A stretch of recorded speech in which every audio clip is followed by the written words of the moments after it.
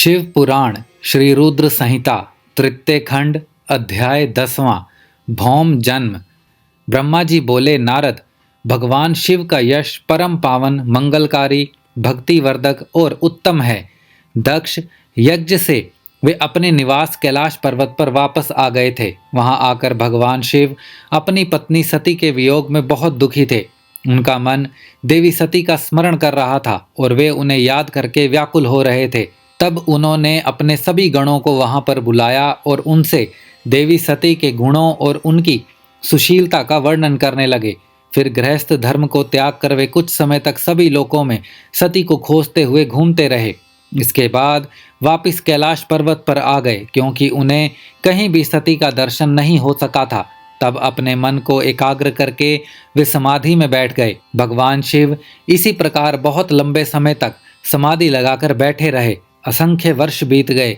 समाधि के परिश्रम के कारण उनके मस्तक से पसीने की बूंद पृथ्वी पर गिरी और वह बूंद एक शिशु में परिवर्तित हो गई। उस बालक का रंग लाल था, उसकी 4 भुजाएं थी, उसका रूप मनोहर था। वह बालक दिव्य तेज से संपन्न अनोखी शोभा पा रहा था। वह प्रकट होते ही रोने लगा। उसे देखकर संसारी मनुष्यों की भांति शिवजी उसके पालन पोषण का विचार करके व्याकुल हो गए।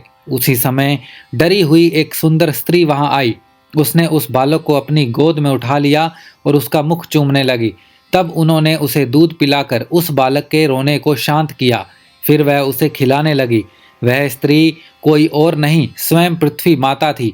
संसार की सृष्टि करने वाले, सब कुछ जानने वाले महादेव जी यह देखकर हंसने लगे। वह पृथ्वी को पहचान चुके थे।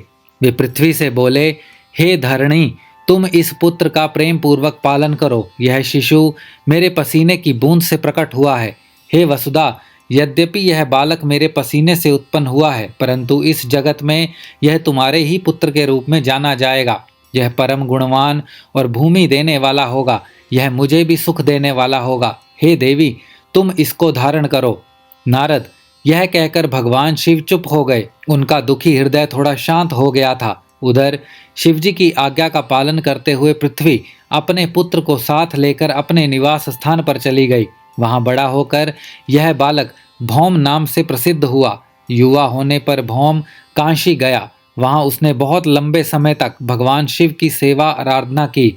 तब भगवान शंकर की कृपा दृष्टि पाकर भूमि पुत्र भौम दिव्य लोक को चले गए।